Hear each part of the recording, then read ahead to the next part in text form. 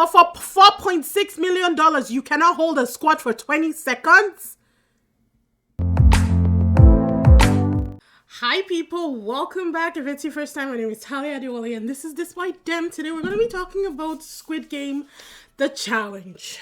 And before we do that, be sure to like, subscribe, hit that notification bell so you know when I post new videos. But yeah, let's just dive on in. So if you guys remember Squid Game, the original series, the OG, that was released back in 2021. Now, the series did so freaking well that it not only was renewed for a second season, I believe it is getting a second season, but this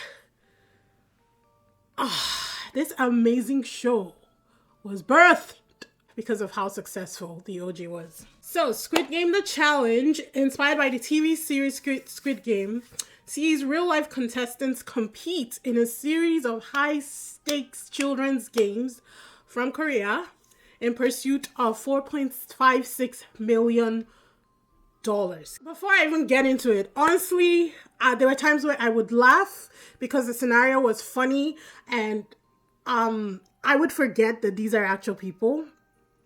So it gets mixed up for me here and there where I think that I'm watching the series, like the OG fictional series, but it's actually real people with real emotions. And so I'm brought down to earth a couple times because there's this one guy, and we'll get there, I think it was episode 3, where his situation was really funny until I heard his backstory and I saw how he was reacting. And if you've seen it, you know who I'm talking about. And then I felt horrible because, yeah, it's real life. It's not a game, people. This is real life. So, having said that, we're diving in. People are numbers until they are eliminated or until it is the top 10. And we're going to be doing, depending on how long it is, it's either going to be 1 episode per review or 2 episodes per review. They start off with red light, green light. Just like the original series too, they show contestants on the side of the road and they're picked up by that popular black boss. From all over the world. So they go across the world showing us different contestants getting picked up. They're all brought to the facility and giving their standard jumper tracksuits with the green and white shirts. And they introduce us to some of the characters. I made some notes for the main ones that were introduced. Not all of them survived these 5 episodes that have been released on Netflix. I think we see more episodes next week.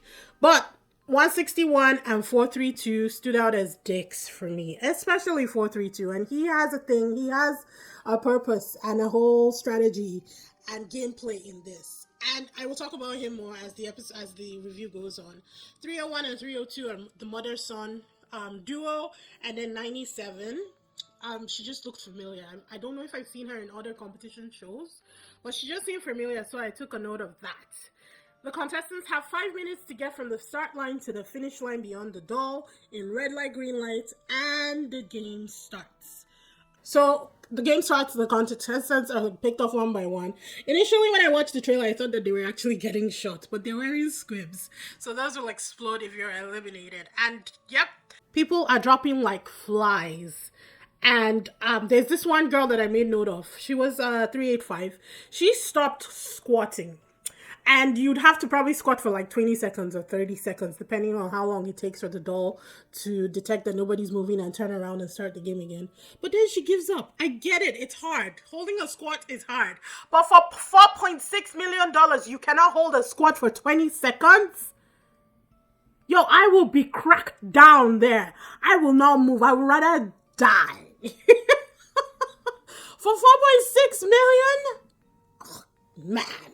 So she gave up, and 432 did not like. He hates any sign of weakness, so he was making fun of people left, right, and center throughout the entire episodes that were released, and I didn't like that about him. But again, I'll talk about him when we get there. Mother and son make it through to the end. Mother made it like at the last point.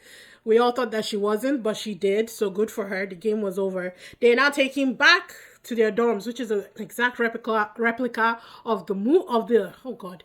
They're taking back to their dorms, which is an exact replica of the original series.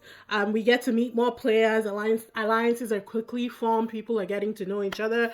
They're interacting. 232 is this adorable old guy. He's an old-timer who reminded me of number 1 from the OG series, and they made that connection to down the series in another episode, and we will get to it.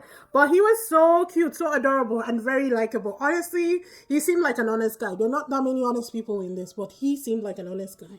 The creepy security guys, they were the only things that bugged me in the original series. They were just creepy. I don't like it. I don't like not being able to see people's faces. And the fact that they're watching us all the time, like, it just freaks me out, right? But they show up and they show us the results of the game. And from 5, 6 players, the players are cut down to 197. So 259 people were eliminated in the first game alone. That's a lot. And then we get to see the money dome, and of course they explain how one player is $10,000, and we see the prize money right now sits at $2.5 million, which is still a lot. They are told that there will be tests which will be taking place in the domes. And they are tests of character where either an opponent can eliminate other opponents or give other players advantages. It's based on you. It's your choice. 302, which is the mom, has tagged 432s, which is the dick, his crew, the bros, because they're all like, it's kind of like frat boy mentality. And true to form, they're literally doing a press-up challenge as 302 is speaking about them being the bros. So my thing with 432, when he talks, he seems egotistical, selfish, and he seems pompous. And then you realize that that's just his nature. And I kind of accepted him for who he was. I didn't hate him. I didn't like him. I liked that he was a lightning rod, though. He was the one person who we could look to as the villain of the story, which we all need. In order for there to be drama, there has to be a villain. So I liked that for him. What I didn't like about him was when he started saying, God told me God said, and don't get me wrong, I'm a Christian. I love God, but I have grown to fear people who say, God told me this, because my experience, 90% of the time, is that the God that was speaking to them was not my God, So that just makes me wary of people like that. And that was the only thing that made me wary of 432. Otherwise, I thought that he was a great villain. I thought that he brought the right energy in the house in order to stir people up and motivate them. So that was my only thing with 432. So they selected 2 players for chores. They are meant to clean after themselves, take care of their dorm and their living quarters. So 2 players are selected to go to the kitchen and do some chores, 101 and 134.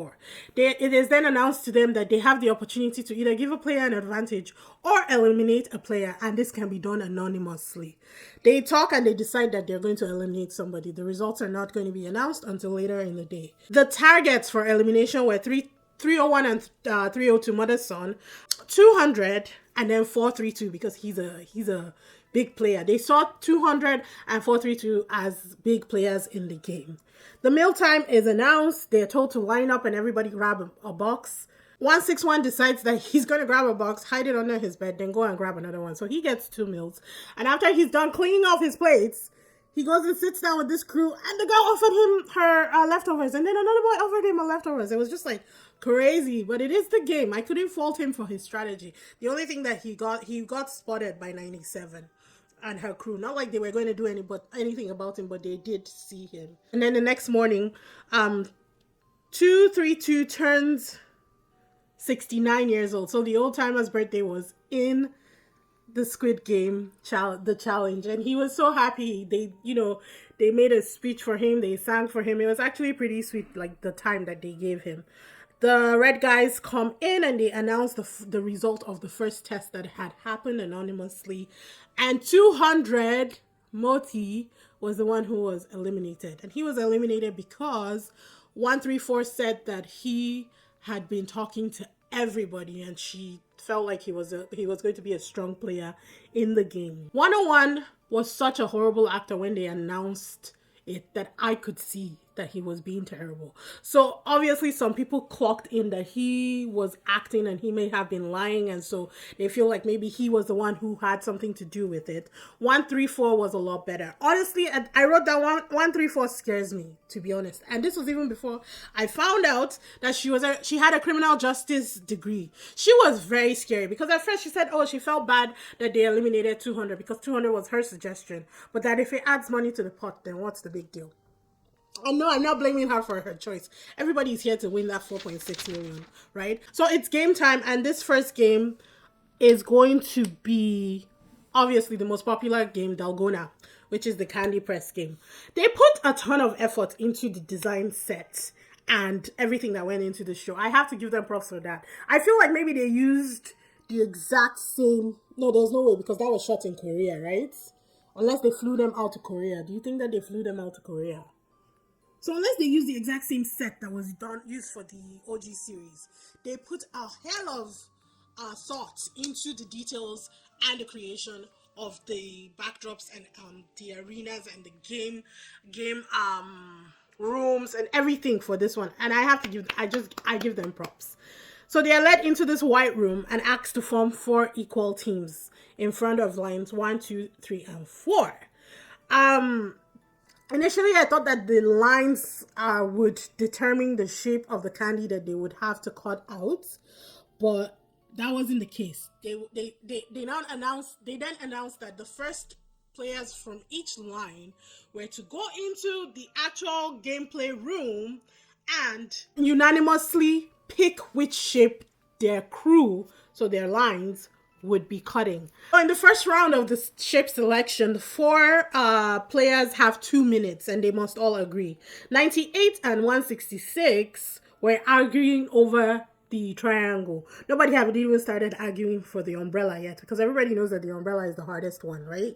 They couldn't agree, so guess what? All 4 of them were eliminated on the spot.